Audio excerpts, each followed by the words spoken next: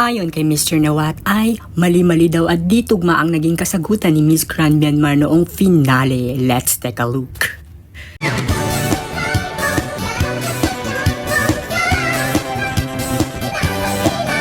Mag-subscribe ka na!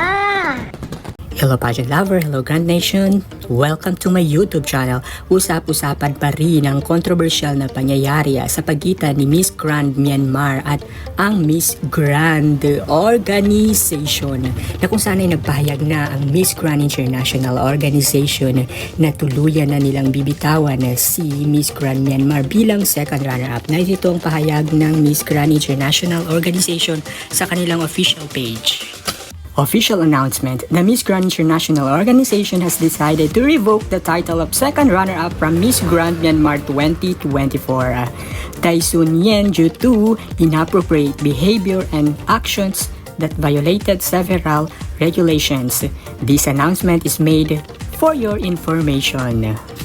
Nabanggit at nagpayag naman si Mr. Nawat sa kanyang live na hindi nga naging tugma ang naging kasagutan ni Miss Grand Myanmar noong final Q&A ng Miss Grand International 2024 dahil nga sa naging kasagutan nito na pang Earth Environment at pang Miss Earth daw ang kanyang naging kasagutan, sabi ni Mr. Nawat, na kung saan ay nag-focus si Miss Grand Myanmar sa problema ng mundo ngayon na paggamit daw ng plastic ang kinahaharap at pinakamalaking problema daw sa buong mundo.